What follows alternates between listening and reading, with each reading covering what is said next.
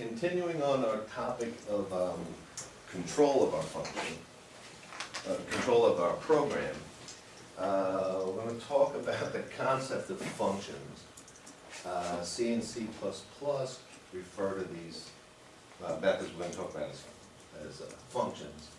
Java and C# refer to them as methods. The concepts, so what I'm going to do is cover it conceptually, not cover it from the point of view of a programming language. Cover it from the point of view of a concept, and then we'll, at the end, talk about how each language does it. But you've heard of a function before, maybe in math class. A function could be like f of x equals x plus 2. So if x equals 3, then f of x equals 5. You perform a task, and you return a result. Okay, so you might say what f of 4 is equal to what, and the answer would be 6. In a programming language, you might write it as something like a variable x equals 4, and then you'd say x equals f of x, so it would create a 6, and then you'd output it, and the output would come out 6. Okay, so there was a programming language, I think it came out around 1970, and I think the major point of the language was to get the users to learn, to spell everything out so you know what you're doing. And then C was kind of a shorthand version of this. So it saved a lot of keystrokes, but you didn't have to spell as much stuff out. So anyway, in Pascal, they have a concept of a function. And a function was basically, you would say, like, so for example, your program starts up here, you have a program name. You have a section with variables, so you say var, which is kind of spelling out these are variables. So C, C++, and Java took that out. You just start declaring storage in those languages. So we'd write a function and you type in the word function, F-U-N-C-T-I-O-N, you give it a name. And if it has a parameter, you give the parameter's name and the type, and you'd spell out the word integer. And then the function, after it's done performing its task, would return something, and you'd spell out what it returns, and spell out the whole word integer. Okay, so then you would, and they don't use open paren and close paren, they use the words begin and end. You have to spell out those words. So the function would be to take the value of x, add 2 to it, and assign it to the function's name. So actually the function's name is what gets returned. So again, this is not a Pascal course. I just thought it's kind of good the way they make you spell everything out that you're doing. So for example, if you said I equals 4, and then I equals add 2 to 4, and then you wrote the result that would write out a 6. Okay, so the idea of a function is something that performs a computation and returns a result to you. And then the idea of sometimes you might want to have what Pascal calls a procedure. That's where you go and perform some task, but nothing gets returned to you. So a function actually has an answer for you, and a procedure doesn't. It just performs a task. So in Pascal, you would if your task doesn't return something to you, you would spell out the word procedure. So for example, we could have a procedure like say twice. You give it a string, and then what it'll do is it'll do a for loop from 1 to 2 and print out whatever the string is. So if, in your program, if you call the procedure say twice and passed in a hello, the output would be hello, hello. Right? Let's say hello twice. Nothing gets returned here. It's just the task of printing out the string twice would get done twice. Nothing is given back. So when you spell out the word procedure, you're basically saying, this is like a function except I expect nothing back. Okay, so like I say, Pascal came out around 1970, and it was around 72. Before I go into that, there's this concept. Suppose we had a procedure which takes in an integer, like x, and it performs a task of adding 2 to x and storing that value into x. If we said I is assigned to 4, and then we called the add to procedure, and then wrote out I, what would happen? So the question now is, did the value of 4 got passed into here, but is the storage for I and the storage for X, are they the same piece of storage or two different pieces of storage? And can you think of an advantage or disadvantage to having it go one way or the other? So in other words, we have a piece of storage I, we assigned it to 4. We call the procedure, gave the value of 4 to a variable X. Now does X and I refer to two different pieces of storage or the same piece of storage? Or if you were designing language, which way would you do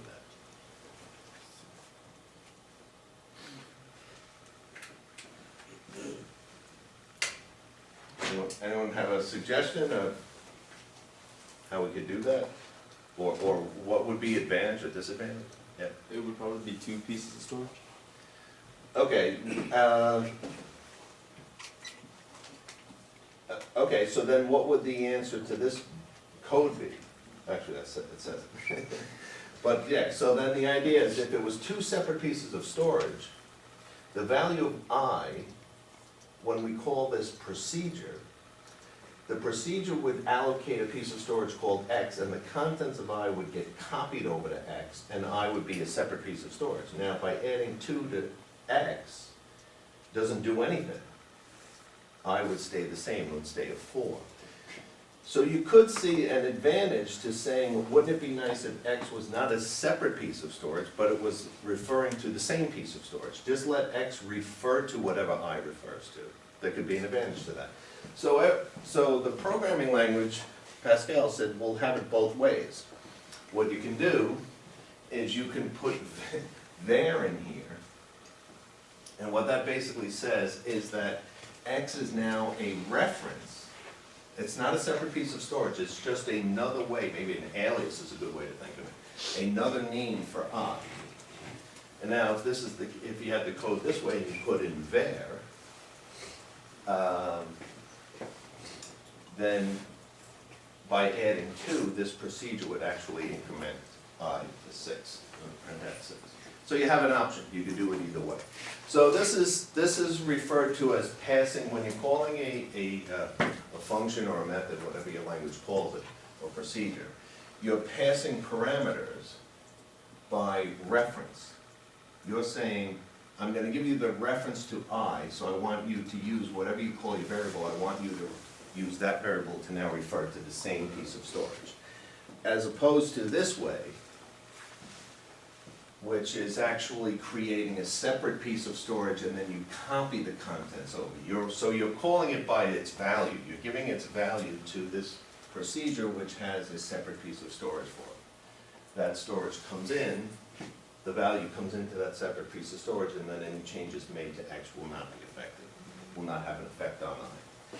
So that's really the concept of calling functions by value and by value and by reference. They actually have a different effect on it. So you have to kind of think about what you want to do with it and then pick the best way to do it. So shortly after Pascal came out, C came out around 1972. And here's an example of C code. And here we have a function that's going to add 2 to a number. And the idea was that, okay, so a couple of things that C came along and did is, instead of having to spell out the word begin and spell out the word end, you just use open paren and close paren. And the idea of making you type out function or procedure to be the difference between whether or not the task is going to return a value or not. They collapsed the two together and basically said, whatever you're going to return, we'll put here. It could be an integer, it could be a character, and it could also be nothing. It could be like a Pascal procedure. I mean, it's going to perform a task, but it's not going to return anything. And if that's the case, they use the word void. Void means nothing's coming back. So a C or C++ function that says void in it is exactly the same as a Pascal procedure. It's going to perform a task, it's not going to return anything to it. Okay, so here's a function that's going to return an integer. So we have the function name, has an input of x, we add 2 to it and return x. This thing, this call to the function is now expecting something to be returned, so it has a variable to receive what's being returned. And so now the question is, what would I be after this code ran? So I is assigned to 4. We pass in I to this function. And then, so now the question is x a reference to I, or is x a separate piece of storage? And gets a copy of I and then takes that copy and works with it.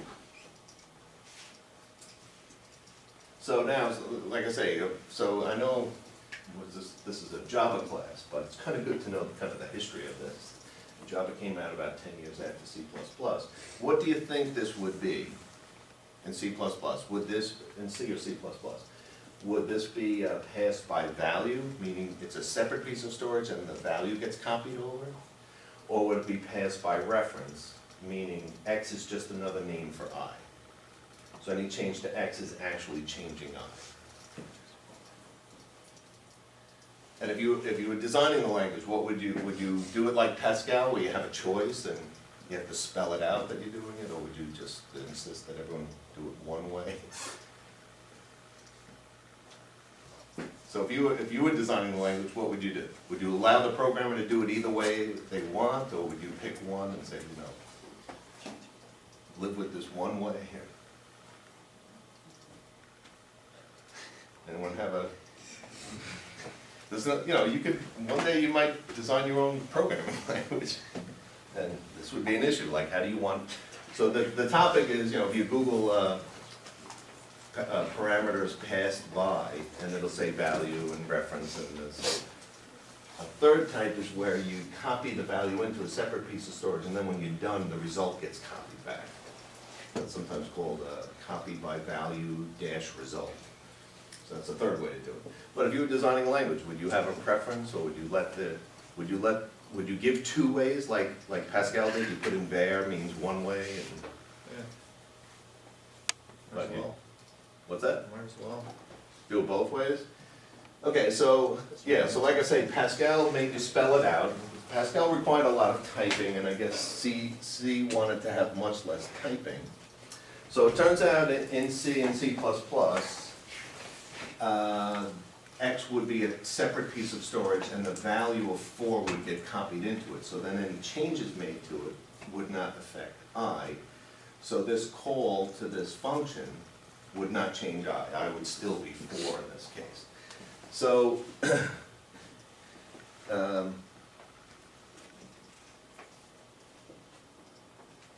oh, okay, so here I'm just putting up an example of what would be the equivalent to a Pascal procedure. So I'm basically saying if you put void here, actually I had a void on the last slide. Void here is basically I'm performing a task, so this would be like printing out hello twice. So that would be the C and C++ equivalent to the Pascal procedure that printed out hello twice. Okay.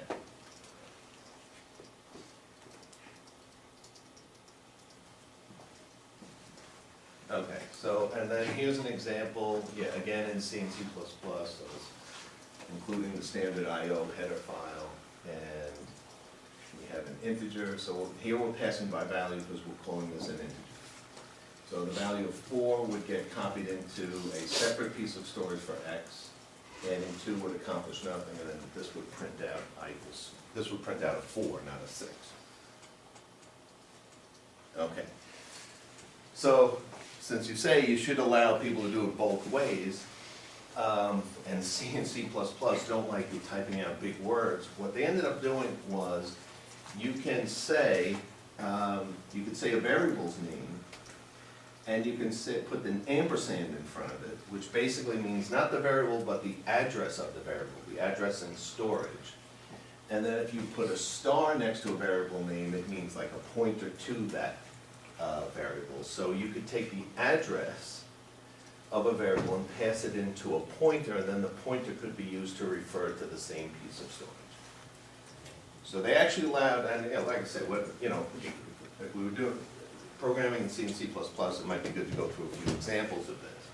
All I'm trying to get across is that C and C, therefore C++, allows you to do it both ways. Instead of typing in var to say that this maps to whatever's being passed in and letting the compiler do it, you can refer to the address of a variable and then use that, have that passed in, so this would end up being, these would end up being references to the variable, the same one being passed in. So now we could do something like swapping two variables. So we could take A and B and swap their values.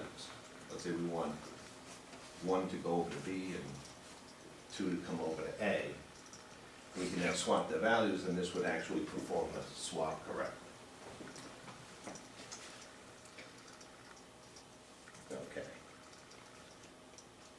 Okay. So C and C++ allow you, like Pascal, to have your choice. Do you want to pass it by a reference or by a separate piece of storage and have the value copy over? Java came along and decided that's dangerous. And maybe like in the C and C++, it's a little confusing. And decided to have, you know, the idea would be that all variables are passed by value.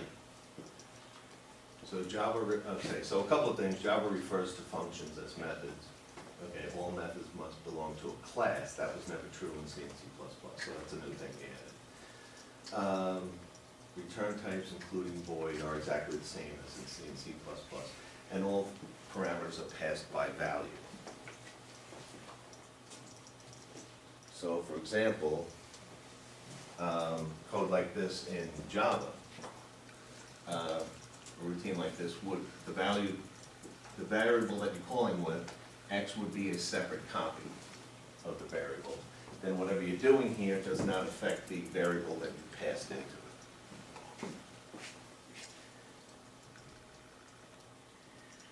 A little bit later on in the course, we're not good. This is an example of a type that's not a primitive, something maybe you invented.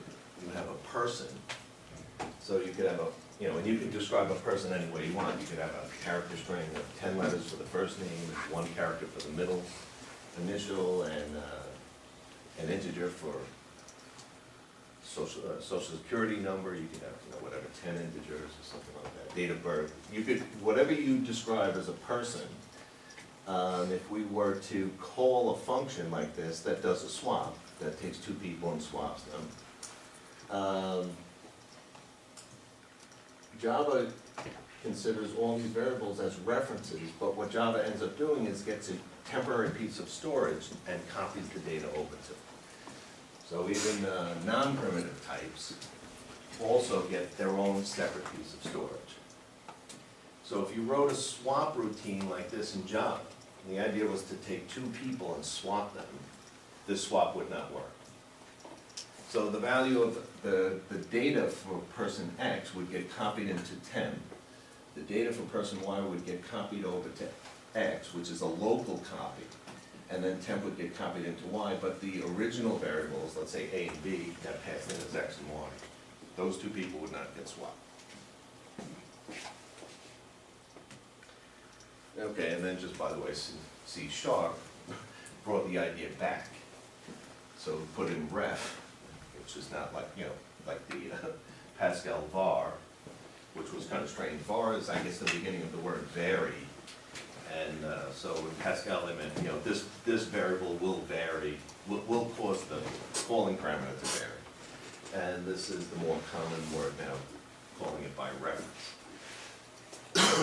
So C and C++ allowed you to do it both ways. They gave you the option. You can pass it in by value, or you can have the parameter be another name for the variable. Java took it out, and then C# came along and said, let's put it back in, but make it not as confusing as it is in C and C++.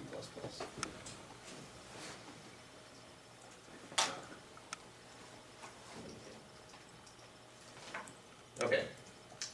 So yeah, so I mean, like I say, this talk is kind of theoretical.